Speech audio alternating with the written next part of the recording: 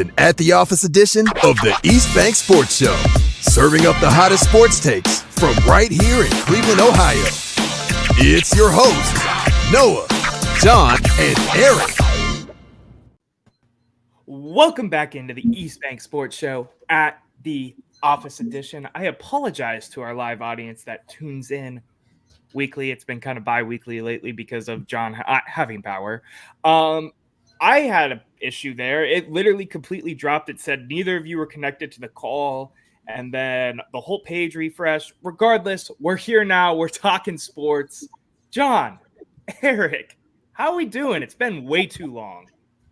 Way too long. John, I'm doing great, man. I missed you guys. Sorry, we got the tornado that was like a mile away. We had no power for a while. I had a couple of vacations, but two things. One, you guys know we're boys on the show and off the show. It's good to be back with you. Missed the chats.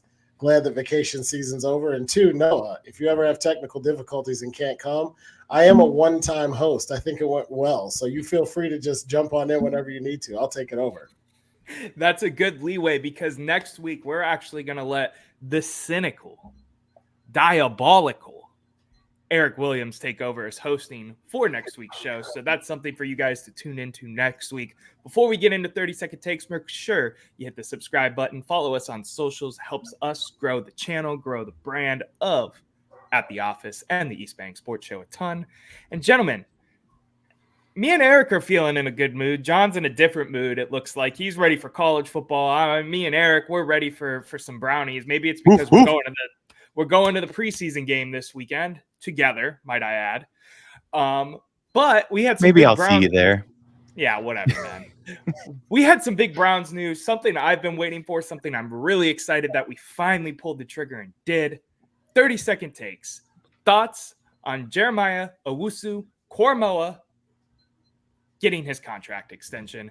John, it's been way too long since I've seen your beautiful face. I'm going to let you start. 30 seconds on the clock.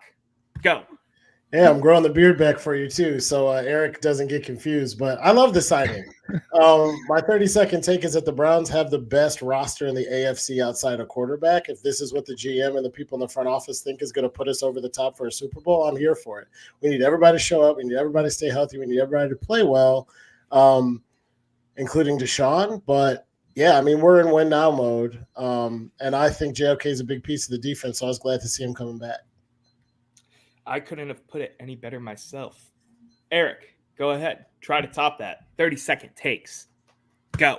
I love it. I love saying Owusu-Koramoah. I love that Kevin Stefanski described his movement as being like the Matrix, and I agree. I think he slots into Schwartz's defense really, really well. And most importantly, I don't think he's come anywhere near his ceiling yet. I think he still has a lot of room to grow, and I'm excited for it. I think it's a great move. And I echo what John said. I'm ready. I'm ready for this winning season. Let's go. Yeah, I can echo the both of you and beat this up a bunch. I've been a JOK fan for a while now. I wanted them to actually take him in the first round. He slid to us in the second round. I was more excited about that pick than Greg Newsome just because he was my favorite prospect. Where the Browns were kind of at in the draft that year, which was 2020 when Cleveland had the draft, right? 2021. That's my fault. Very happy about the extension. We are a legitimate franchise, and this proves it. Gentlemen, glad to talk a little bit of brownies with you. But now we got to go to the title topic, which is a fun one. I've been ready to talk about this one. It's been on our list for the East Bank Sports Show at the Office for a while of topics to bring up. Perfect timing right now. We're mid-MLB, got the preseason going on, and that's about it right now. But who is your favorite sideline reporter in any sport? Favorite sideline reporter of all time? Who is your favorite sideline reporter? Gentlemen, Erik, I'm going to let you go first. Gentlemen, I actually want to go last on this one because I have two answers, and I want to give the opposite if one of you say one of my two. So, Erik, go ahead first. You're not saying mine. I know it. Yeah, so for me, let me start by saying that I did limit myself to actual sideline reporters, meaning typically like the third person in a crew, because there's a lot of really good people. Chuck would be one of them, but they're more of like a studio crew. Berman for ESPN, and he was an announcer for a long time in those Monday night games. There's a lot of favorites, but I stuck with Sideline. And for me, Craig Sager takes the cake. First of all, let me just say that he has style. He had panache. I mean, he was so fun. Just his outfits alone. He didn't even have to open his mouth. But I want to take you back a little bit to 2007, because in 2007, I personally had just come off a cancer, whole summer of cancer, fighting stage 4 cancer. And I got to throw out the first pitch in the Indians Yankees playoff game, that Midge game where the midges were all over Jabba, that game. So I threw out the first pitch, and then Queen Latifah threw out the second first pitch behind me. Got to meet her. She's dope as hell. It was a really cool experience. But during a part of that, afterwards, Queen Latifah came up and sat behind us where we were sitting, and then Craig Sager came and interviewed her as part of like one of those parts of the game. And I got to meet Craig Sager. He's a very, very cool guy, very down to earth. He was joking with my dad. I mean, he's just one of those guys. So for me, that connection, sadly, he passed of leukemia himself. He was just always, I have that perception in my head having met him. And I'm really bummed. I have a picture that's sitting in my office right now of me and Queen Latifah holding our baseballs, but I didn't get one with Craig, which I'm bummed about. But he would top it for me. He's got to be the best. That's an interesting story. And, you know, I've been your friend for a little bit of time now, man. And I didn't know that. That was kind of cool to hear, you know, just personally knowing you as well. John, take it away, man. I love the Queen Latifah story. I did know it, but it never gets old. I'd listen to it another 2 or 3 times. It's just a cool story. Yes, Craig Sager kind of changed what it meant to be a sideline reporter. Dude was a stud. I went in a different direction. All due respect to him, I started thinking about the people. For me, it comes down to some key criteria. One was exactly what Erik said. They got to be an actual sideline reporter. So all these people who have other jobs and stuff, like Aditi Kikabwala, the way she reports on the NFC North is exceptional. Her radio spots are on point. Her articles are on point. She never misses a beat. I love her. But she's a journalist who writes, who also kind of happened to do the sideline thing. I wanted to do somebody who's in the field, on the field, with the players, and who adds a ton. My mind next went to the glory days when we had LeBron and all the people with him having a towel around his neck after he scored 45. And he's like, you know, thank you for the question, Doris. I appreciate it. Or Lisa. And there's a lot of NBA sideline reporters who I almost gave the nod to. But honestly, you know who this is a little bit outside of what you're probably thinking. The sideline reporter who adds the most for me as a viewer is Amanda Balionis on golf. She knows the game. She knows the players. She knows her stuff. She's played the game. And every time she does a hit, it's like she has a personal rapport with the players. Most of the time when they do sideline hits during a game, especially the NFL, I'm like, this is dumb. I asked the coach who was down 45 points what he's got to do, and he said score some points. And I'm like, all right, sweet. Like, we could have just ran another commercial. I find myself watching golf tournaments, and when she's doing her thing, it adds to my experience. There are a lot of deserving people, but yeah, I think she's my favorite. So, like I said, I had 2 answers, and I was nervous that one of them was going to be taken. I'm still going to go with my second answer because, truthfully, when I think of sideline reporter, this is still the name that sticks out in my head, which is kind of random, I feel like, but to an extent. John, you kind of already mentioned her, actually. One of the most pioneering women in sports today. She is the first female to be on a booth commentating on an NBA game. She has been a sideline reporter for years. She's been in NBA 2K. She has been recognized by the Basketball Hall of Fame. Shout out to the GOAT, Doris Burke, everyone. Yeah, Doris Burke gets some hate. I'm not a huge fan of her when she's in the booth, but when she is doing her thing on the sideline, interviewing the players, talking about injury reports, doing the sideline aspect of reporting that comes with sports, bar none, one of my favorite to listen to. She's knowledgeable. She's a former coach and player. Like I said, she's won multiple awards, versatility. She knows what she's talking about. She knows the players. She has rapport with the players because she's been in the industry for so long at this point.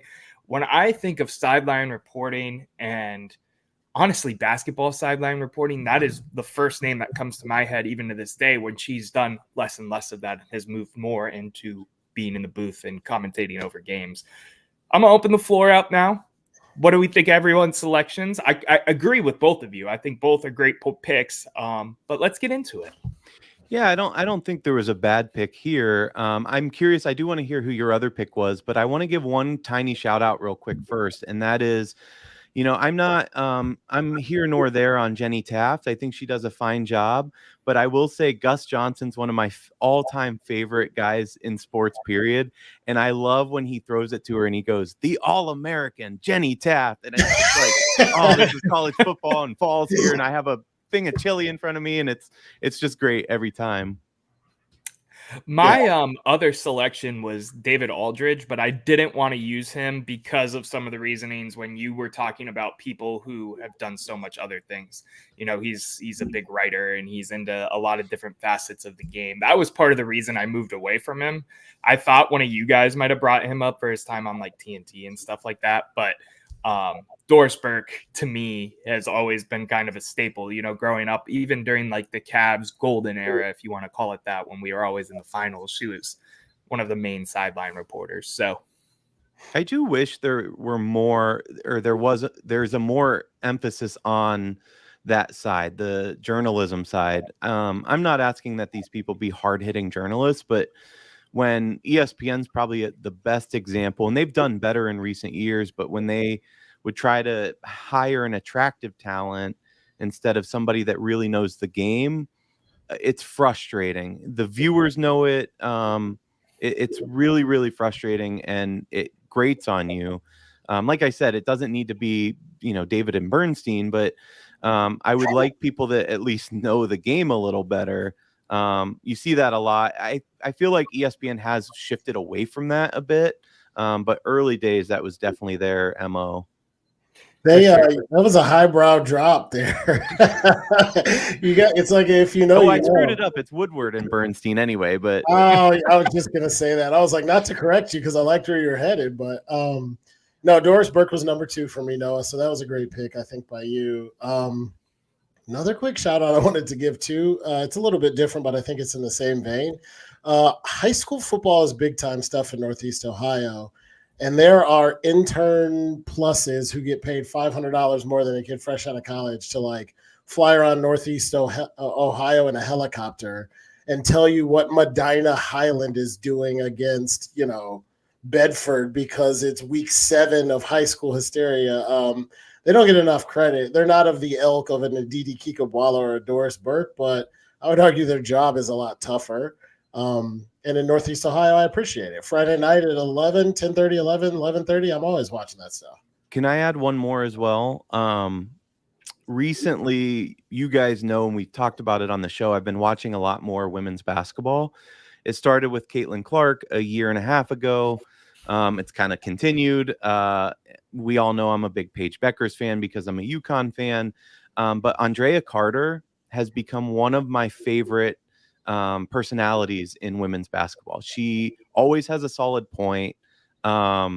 She knows the game really well. Unfortunately, injuries kind of limited her professional career, which sucks.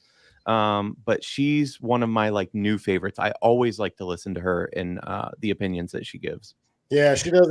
Elle Duncan has a crew that she always does WNBA stuff with, and she has a show too. They do great women's basketball work. I'm curious your guys' take that one sideline reporter who basically made up the coach's comments, and it hits a little on what John was saying. You're down by 45. What do you need to do? But she just straight up made it up. What do you guys think?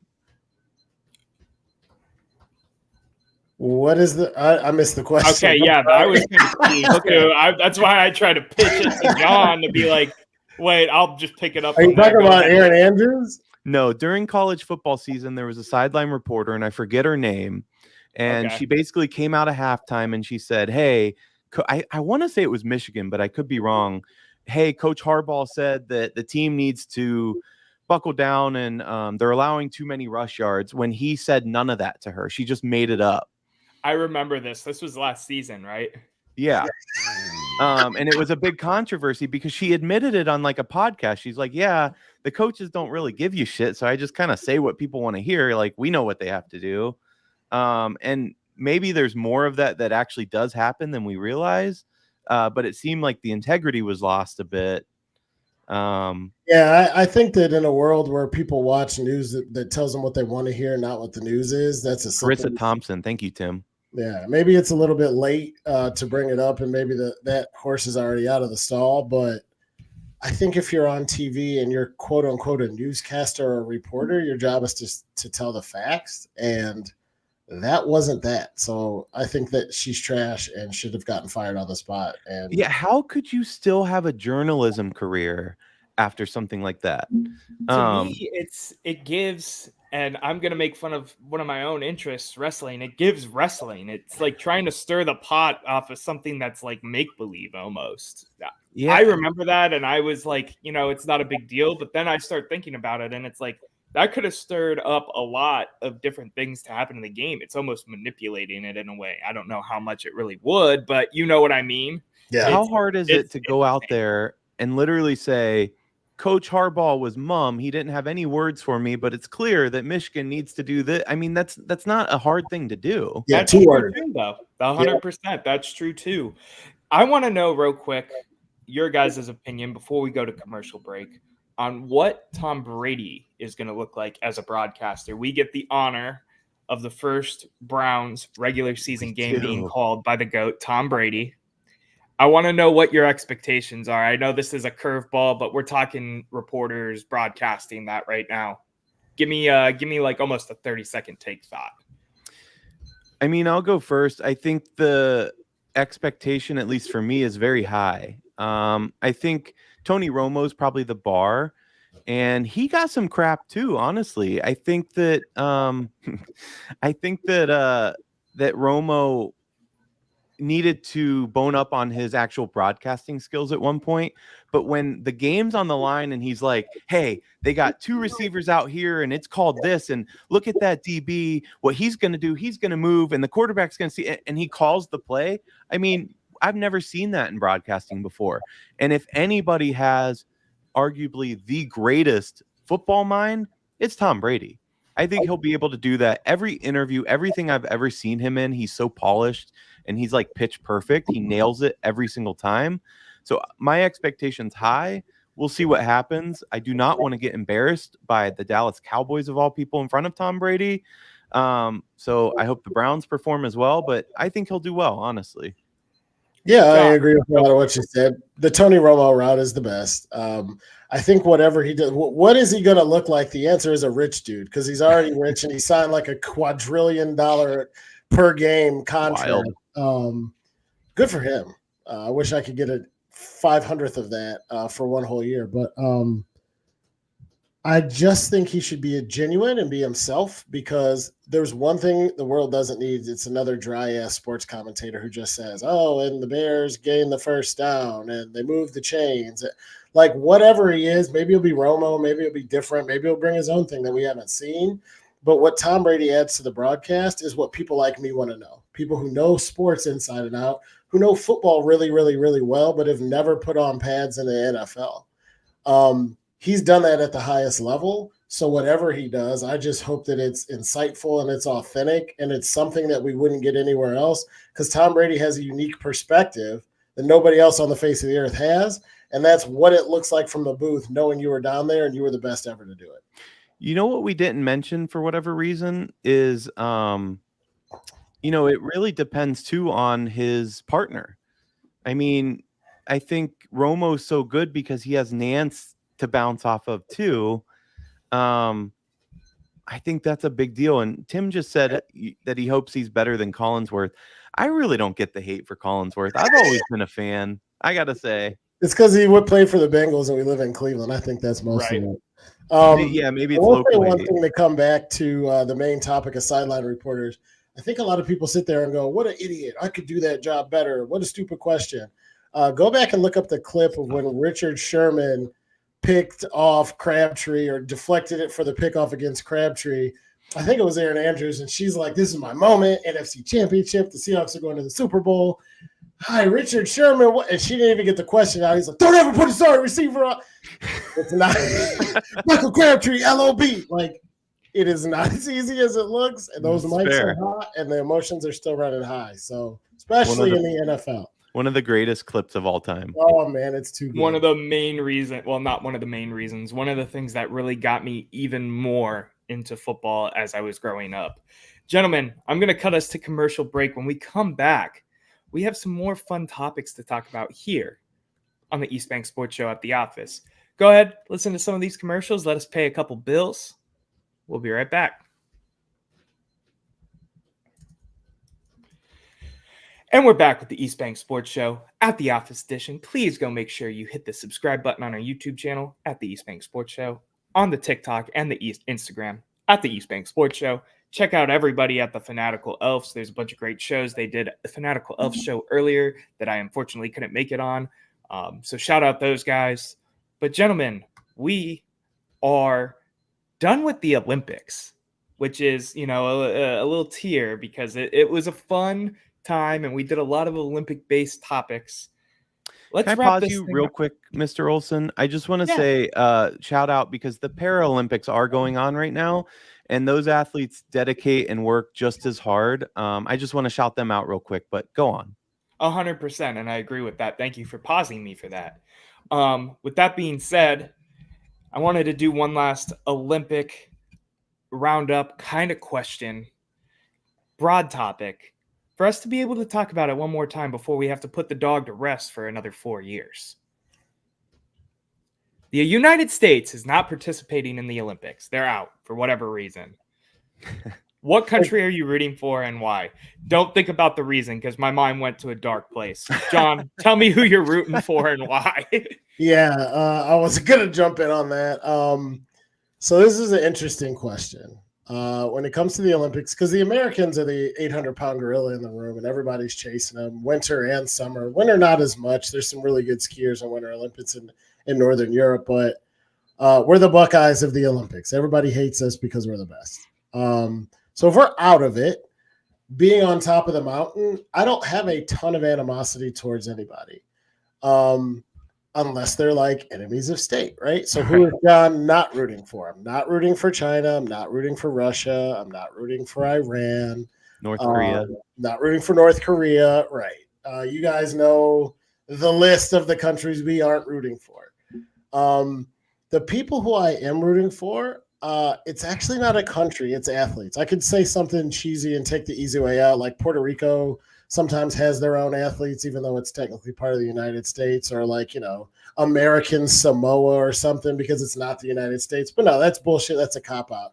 I'm rooting for the little guy and the underdog. And I honestly do the same thing in all major sports. Once the Guardians are out of it, I'm rooting for whoever the least likely team is to win. I'm rooting for the Royals and the Diamondbacks, never the Yankees and the Red Sox, right? Never rooting for the Cowboys and Steelers. I'm always rooting for the Jaguars to pull it out this year. Olympics is the same thing. My favorite moment of this Olympics, outside of a few of the American golds, was, I think it's Julian Alfred, who's the sprinter. She's from St. Lucia. They never won a medal, and then she won the 100-meter and upset the – like, even in that moment when I wanted Sha'Carri to win it, I was like, this is dope. Like, St. Lucia has a flag carrier who's their only athlete who competes in 6 things. Like, these countries don't do a ton, right? Like, go Jamaican bobsled team. So I don't really have a country. I'll root for Canada here and there because of proximity. I like Brazil, just always liked it, never been. But, like, I'm just rooting for whoever is least likely to medal or whoever's had the hardest road to get to actually get some love. And I don't give a shit if it's a Cambodian pole vaulter or if it's a curler from Nairobi. If you're not supposed to win and you win, I'm all about it. Yeah. I'm with you on that because I didn't realize that there was an Olympic refugee team that does compete. So that would be up there for me. But I have to go to my roots on this question. I talk with my hands a lot on the show. I'll show real quick. I do have a 4-leaf clover tattooed on my wrist, and there is a reason for that. It's not just a stupid tattoo, even though it was a stupid tattoo. I am Irish. I am majority Irish. That is my heritage, my lineage, whatever you want to call it, whatever vocab word. So I'm going for Ireland. I'm going for Ireland all the way, in everything. And yeah, that's the end of my answer. Erik, go ahead, my man. Yeah, I mean, when I thought about it, my answers kind of reflected John's. I don't want to root for autocratic countries, although I do want to say I did have one note about that because it's very easy for us to look at China, for example, and we can look at their terrible record on freedom. What they do, they're purging the Muslims in the southwest of the country, the Uyghurs. They're an awful country. And I feel bad, though, sometimes that the athletes from that country who have also worked really hard and dedicated themselves their entire lives and, probably didn't have a choice either to compete, they're sometimes shunned. There was a note from the Chinese delegation, I think for diving or swimming that people were actively like ignoring them on the platform kind of thing. And I just don't think that's cool. That said, I had two thoughts on this. The first was Canada. It's a proximity thing, but also Canada's like our cool uncle. They're that uncle that like came over and didn't treat you like a kid, like talked to you normal and actually cared about your thoughts. That's how I view Canada. They're our hat. They're very cool. Summer McIntosh is one of my new favorite Olympic athletes. She's the swimmer. She is the next phenom. She won bronze 3 years ago when she was 14, which is insane to think about. She was now 17 competing in these Olympics, and she won, I think, a silver and 2 golds. So she's the next big thing. But like Noah, I agree that I went to my heritage, and I would have to say Great Britain. First of all, when I'm there, when I'm actually walking the streets of London, I feel like I'm home for whatever reason. I don't know if that's the Anglophile in me. I don't know if I just lived there in a past life. I probably will live there in a future life. So Great Britain for me, for sure, tops it. When there's the Euros, I'm rooting for them. In soccer, for example, we all know I'm a Chelsea fan, which is a London soccer club. There is at least one time an episode he has to mention that he's a Chelsea fan. Yeah. Erik's a by the way, Chelsea fan, and I'm 38 years old, so I got it out of the way for both of you. By the way, I'm 23 and you're both old to me. Right. Okay, let's keep going. Noah should become a Chelsea fan because our new big boss is a massive Chelsea fan. But anyway, whatever, different strokes. So yeah, Great Britain for me, I think would take the cake just for the affinity, the heritage, all of that. Interesting Interesting thoughts and takes.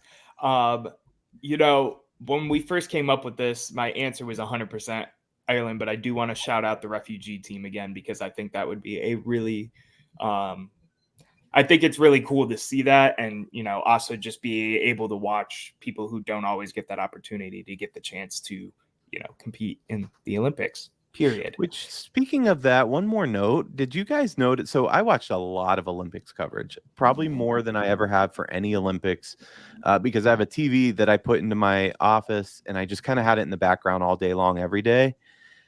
I love how NBC, Peacock tried to promote things they thought people would be interested in. And what I mean by that is I saw a lot of coverage on Ukrainian athletes that I don't think I've ever seen in any other Olympics.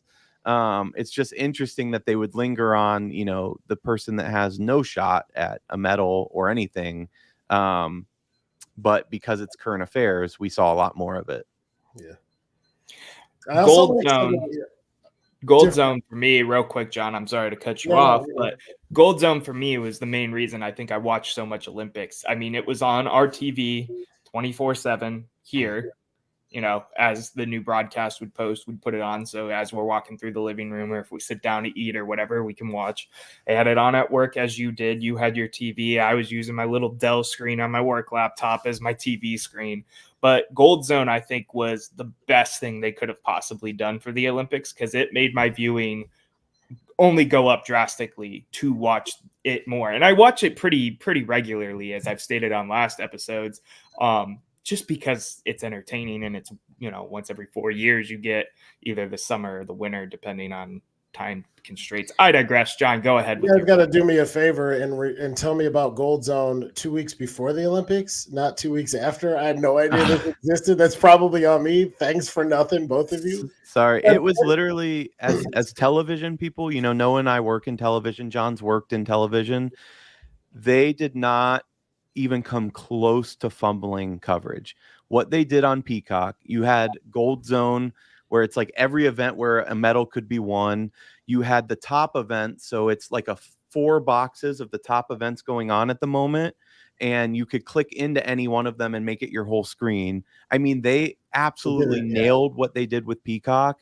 It's like what the Masters used to be with their, like, you could pick a foursome, you could pick your favorite golfer, you could pick the featured pairs, you could watch the live coverage. Yeah, there's no going back. I mean, they absolutely crushed it. The only other people that come to mind are one, stories, right? Oh, this guy almost died in this fire and he came all the way back trained and now he's going for South Africa. I'm like, yeah, right. I hope that guy wins. Or the guy who's like, I know everybody else has quadruple focal lenses with this super special pistol, and the dude rolls up with like a gun in his waistband and just regular glasses and wins the gold medal. The Turkish guy, it was silver, but that guy was incredible. Was fantastic. Yeah, he looks like a dad trying a new hobby. Like he just kind of strolled in and like, yeah, this seems cool. Yeah. Right. I will say last thing on the Olympics for me. We have 3 years and 355 days until the next Summer Olympics. Can someone on the men's relay team learn to pass a baton before 2028? That's all. It's been 20 years. That's it. It is wild. It was so fumbled. Watching that live, I could not believe what I was watching. Like, I don't know how you could possibly start that early. And the whole thing, it didn't even matter if they fumbled it because he started too early and he was out of the zone. But I don't. It's just gross. Tim is training for 2028 breakdancing. And on that note, I'm going to move us on to the next topic, because now we're talking about a longtime viewer training for breakdancing. Gentlemen, last topic is very, very Noah coded. I won't lie. But I was trying to come up with something different for our third topic. Sometimes we go serious, sometimes we go lighthearted. This is more on the lighthearted side. So there's an outlet for people like me who pay way too much money for sneakers. If you couldn't see all the sneakers behind me or in past episodes, that came out with a post. This was probably about a month ago now, called Nice Kicks. Nice Kicks does coverage on all the upcoming shoe releases, what athletes are wearing on the court right now or on the field, customs, all of that kind of stuff.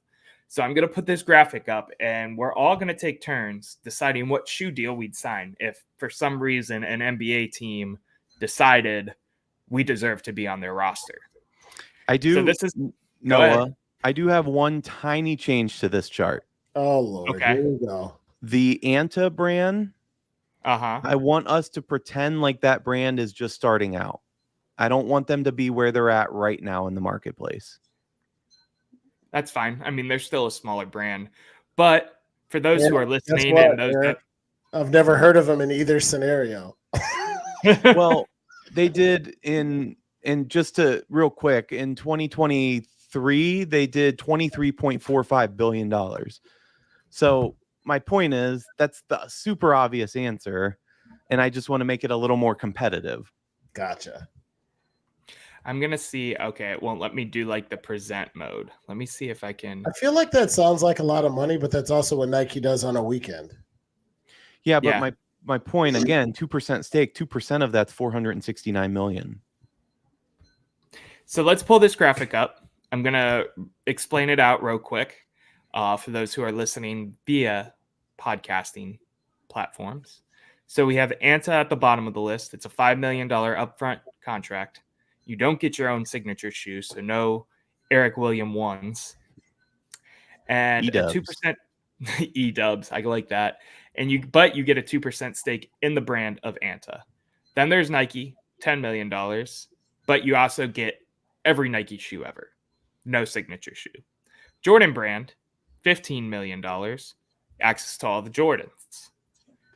Adidas, $40 million, your own shoe, and you get guaranteed 10 of those signature shoes. So 10 years of additional income coming on top of all your royalties for your name being on the shoe. Reebok, $60 million, your own shoe, and an additional $32 million when you turn 35.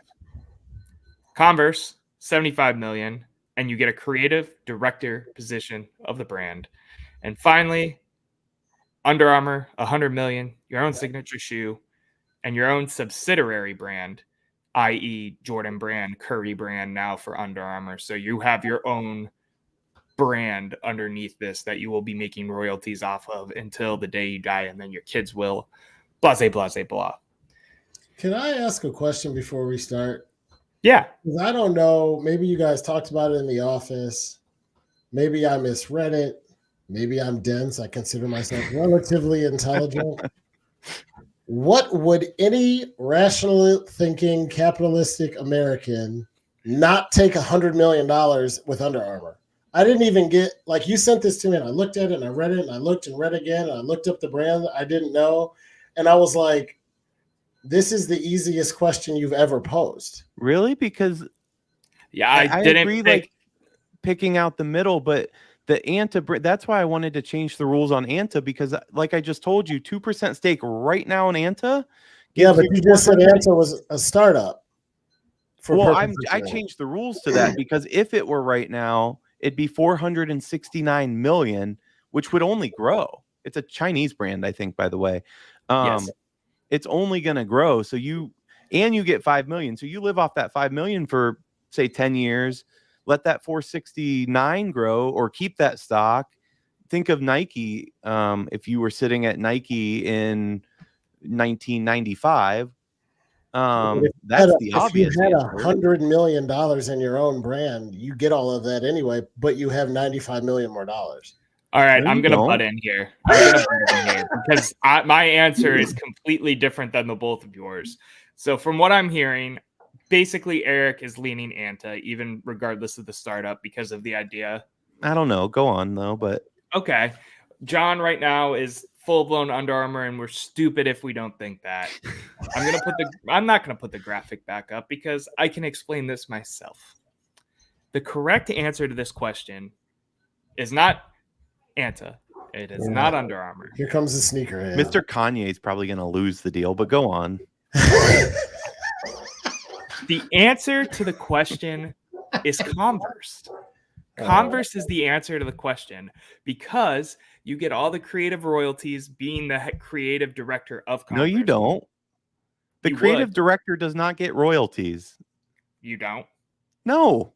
The creative director makes probably $250 a year-ish, and they don't get royalties on shit. That's not how it works in these businesses. But go on. Interesting. Okay, regardless, how much money was it? $75 million up front. Uh-huh. You might need to put it back up because now this is. Do you guys not have second monitors going on? I do. I only have one monitor at my apartment, actually. Fair. Converse, you're getting $75 million. I screenshot it. You could take it down.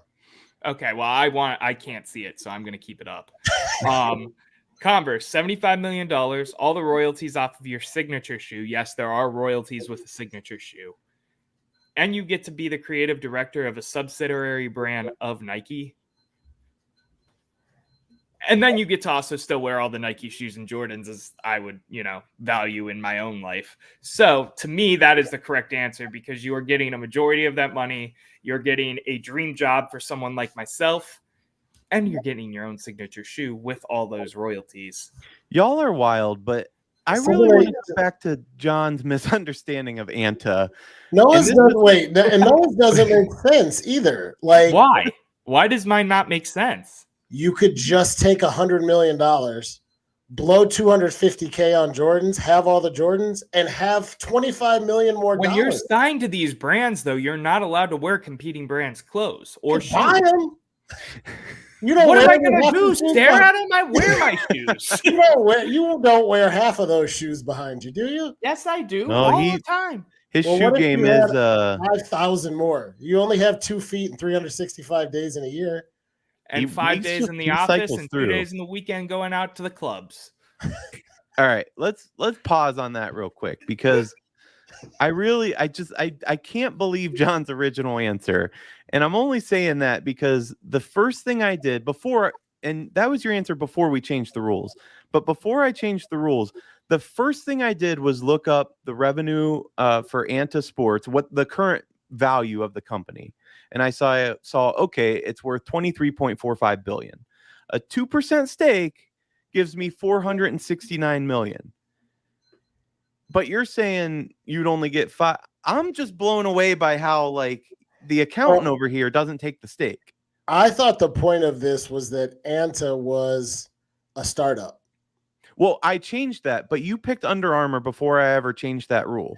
I never heard right of away. it. You said everybody shut up. If you pick Under Armour or don't pick Under Armour, you're dumb. Is Yeah, that basically what you let off. It was like with. before I changed the rule. So I have to plead ignorance. I never heard of Anta. I didn't know who they were. And given the fact that they are a $250 billion company and they're only offering me $5 million, I thought it was Plus because they were- 2%. Well, I didn't know that. I never heard It's in of the it. chart. I know, but You've not. what's not You in want the to know chart something is crazy, there's real no quick, John? chart in the annual revenue. Like you didn't say, look at this $1 trillion company you get 2% of. You said Anta, what I never heard of. I will let our listeners know that we do our own research on this show. We don't have a research team, but my man, I went and researched. I want to let you know something, John, because I'd never heard of him never either, heard honestly. of Ann. You know, I can tell you 2 athletes you know for a fact that have signature shoes with Anta right now. Really? Hold on. Kawhi Leonard? Nope. Well, you'd never see him wearing them. There's a basketball player. Now that we're talking about it, I remember this being a thing. But tell me who they are. Kyrie Irving, Klay Thompson. So, Okay. like those moccasin-esque shoes that he was wearing in the playoffs were Terrible. Anta's. Awful. Those were kind of cool. They They stood out a lot. Yeah, if you're meeting John Smith just around the river bend, I'm not wearing that shit at an NBA game.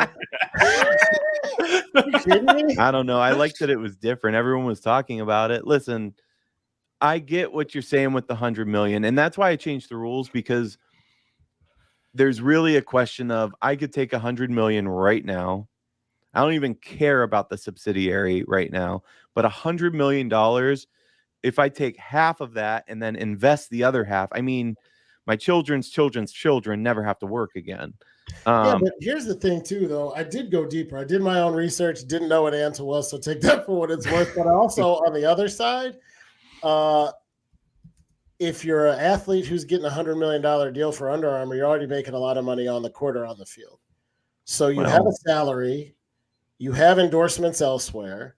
And if you're saying, would you rather take $100 million and have a brand in the United States or wear Chinese footwear because their company's worth more? I withdraw you're an idiot if you go with Anta, but I would stick with my pick of Under Armour in this case. Really?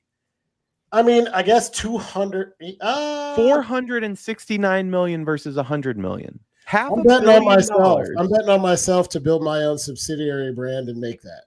If I have a brand that I'm good enough to make $100 million, I'm a Jordan level, LeBron level player.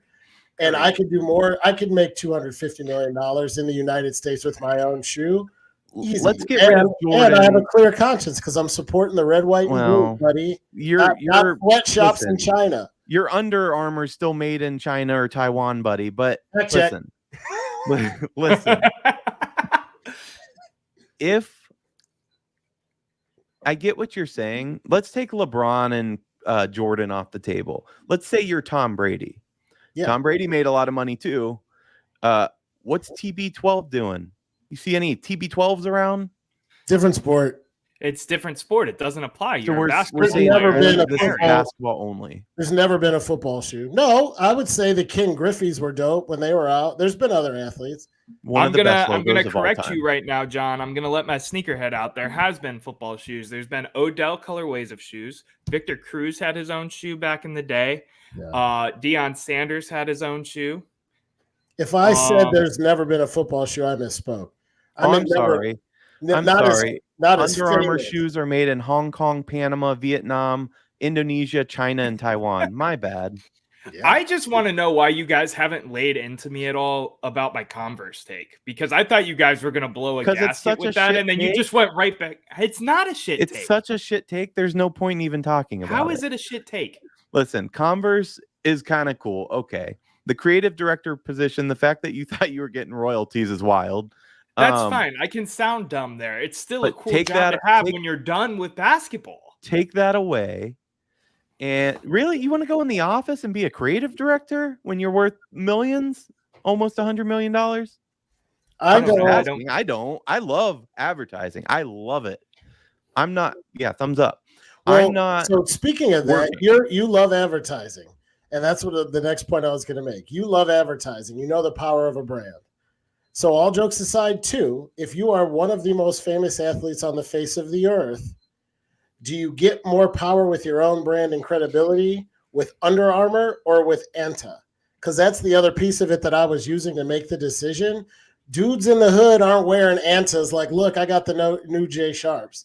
Like kids at Crocker Park aren't walking around at Christmas going, look, Kyrie wore some moccasins. I got to have those. You're right, but maybe you take that 2%. Honestly, what I would probably do, I would try to be like Bernard Arnault, the LVMH guy. I would take a 2% stake. I would try to either do one of two things, increase it to 33%, so I then have voting rights, or use that to leverage stakes in other brands. Yeah. Eventually get out of Anta, use that to build wealth, get out of Anta, but create my own empire. The thing that worries me the most about Anta and that 2% stake is that it's China. At any time, I mean, could the government economy just could say, collapse? They could shut it down. Yeah, fuck your 2%.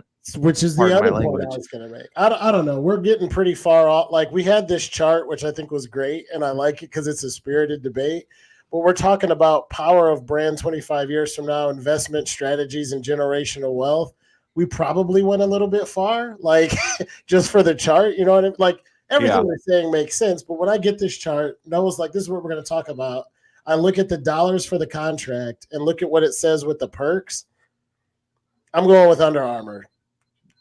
Save it. I'm going with Converse because I want to be the creative director. I'm still split, and I want my own. I never shoe. gave an answer. So what's your answer so we can wrap this up, because I think we'll go at this all day. First of all, let me say that I grew up wearing Nikes my entire life. So I have, all my I played tennis tonight. It's all Nike gear. I definitely have an affinity with that brand, but everything between Anta and Converse is pretty much trash. Let's just be honest. So it would be between, well, it's those Converse, but it would be between Anta and Under Armour and Converse. If it were Anta just starting out and say they're only worth, I don't know, less 500 million. I'm probably not taking the risk, especially for a Chinese brand. I'm probably taking the Under Armour deal. Absolutely. That's $100 million. That's instant, unbelievable wealth for my family and future generations. That's the kind of unfathomable wealth. I wasn't taking it from I'm already super wealthy because I'm one of the top basketball players. I'm taking this more you could take it that way. But yeah, but if it were right now, today, 2024, Anta 100%. Fuck, I'll sell that 2% immediately, take my 469 million and get more stakes or whatever. If I'm already independently wealthy, have generational wealth, have 9-figure net worth, headed towards 10, I'm not wearing Chinese kicks. They'd have to give me part of Beijing. I would always rather be Under Armour than Anta. I would take Hong Kong first if we're negotiating, but If it was And you trash, both wrong because it should be Converse. Is the answer. hey, Converse was Nike before Nike was Nike. Magic You're Johnson right. wore Converse. I mean, that Converse was the shit in the 80s. In the 80s, No yeah, doubt. your whole take is that it's a part of Nike, so I can still wear Nikes. I can be a creative director and go to an office every day when I'm done with my basketball career, and I have 75 million. Yeah. Did I summarize that aptly? I'd be happy every day of my life because at least I don't have to wear some garbage ass Under Armours or some John and ugly Chinese shoes. John and I Actually, are like a lot of talking- the Anta shoes. I'm not even gonna lie. The We're in our Kaiser, text group, dope. right? And John and I are like, hey, you want to fly private real quick to Paris and get some baguettes? And Noah's like, I got to see if I got vacation time because, you know, I got to go in Monday through Friday for my creative director role. Like, what? On that note, whatever. PTO. It's very cute that you two old heads are back together on the same page. We haven't had that in a couple episodes, but we're going to move on now. We're going to go to final thoughts and takes, wrap this show up because it's been a fun one. I'm so glad the three of us are back together to do a show. Final thoughts and takes. Erik, take it away, man. Yeah, mine actually is related. It's about Nike dropping the ball lately, actually. And maybe this isn't so much a hot take.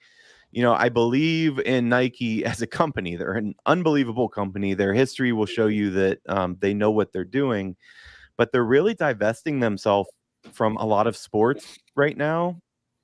I don't know if that's because there's a lack of signature athletes that they want to invest in from, you know, I'm thinking of tennis right now. There aren't great signature shoes or lines like there were in the past. It's because they're cutting back real quick. It's because they've been not selling to the amount that they are used to selling. That's why they've cut back. They've cut back on football. They've cut back on tennis. Anything that isn't basketball and lifestyle sneakers have been cut back by Nike. But continue. Can I give you guys a crazy stat real quick? Costco, I know this is a little off subject, but Costco, they have their Kirkland signature brand if people aren't familiar. So that's their home brand. Costco sells all sorts of stuff under Kirkland. Kirkland signature brand is more valuable, it's like 88 billion or something like that, than Nike. Isn't that wild? That's crazy. Blows my mind. No, that blows my mind too. It is, but you got to remember too, the difference between the revenue that it brings in that's associated with the brand and brand equity is different. Kirkland can sniff Nike's jockstrap in terms of the power of the swoosh. They just have every middle-aged woman in America buying their kid shit from there, and the cereal and the ginger ale is really cheap. 100% brand equity matters, but you know what? Revenue on the books matters more, hence Nike cutting back. Hey, I'm not saying you're right or wrong. I'm just saying I wouldn't wear a pair of Kirkland shoes. You're all saying that right now until this swoosh on my Myles Garrett jersey turns into a Kirkland signature box logo.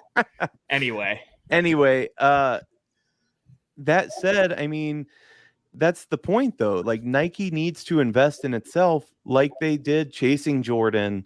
I know it's hard to find another Jordan and Jordan line, and I don't know what it looks like, but Adidas has done a much better job than Nike has in its diversification. They really went after a different market with their deal with Kanye, for example, and that kind of streetwear side. It's something that I think Nike can improve on. It's tough because when you're a company that's beholden to shareholders and they have they are the company, right, for sportswear. How do you grow beyond that? That's tricky. But I just feel like they're starting to drop the ball a little, and I want to see more out of Nike.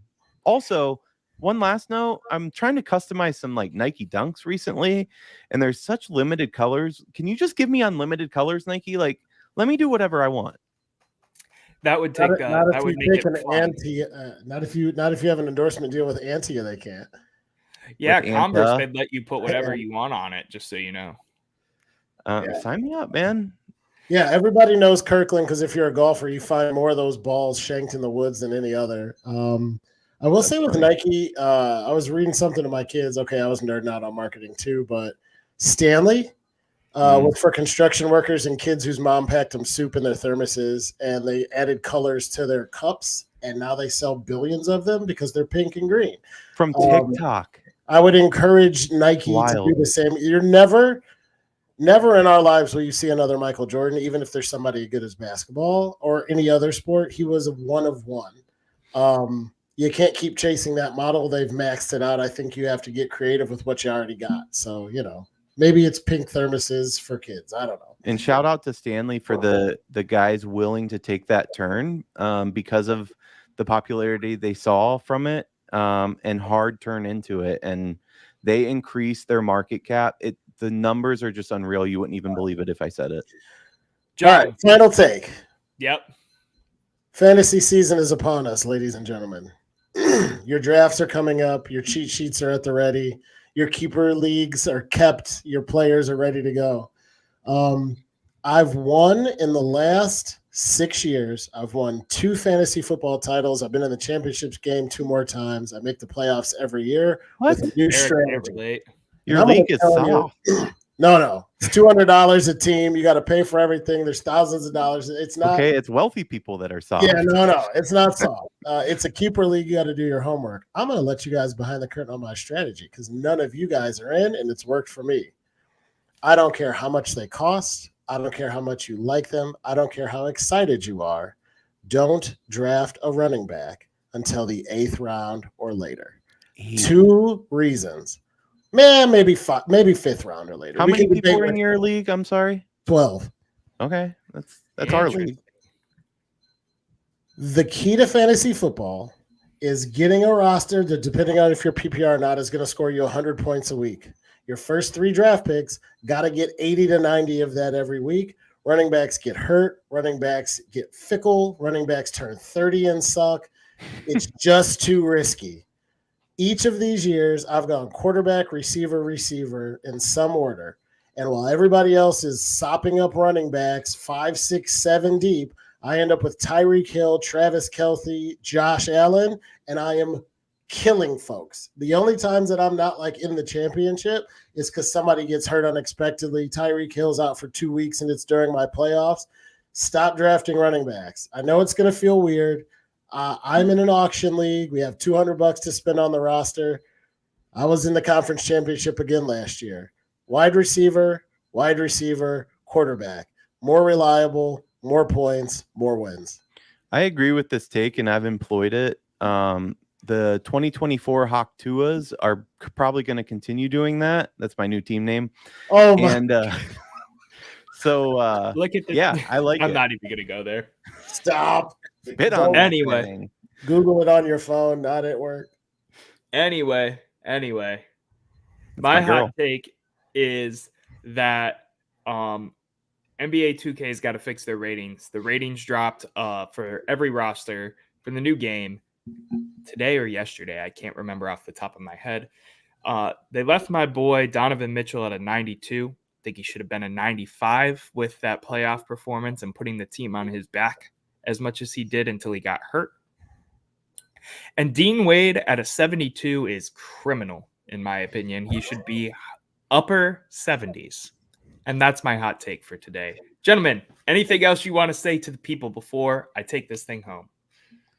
Yeah, Dean Wade at a 72 is accurate, buddy. I know what that's I was thinking that. I feel like that's about right, but I don't know what you whatever, guys. I wasn't going to play. You guys are just ganging up on me on this episode. Thank you for tuning into the East Bank Sports Show at the Office Edition. Make sure you hit the like, comment, subscribe. 99% of you who are watching our videos right now are not subscribed. So please subscribe. Helps us grow the channel a ton. Make sure you subscribe, follow everybody with the Fanatical Elves. And until next time, Cleveland, have a great rest of your week.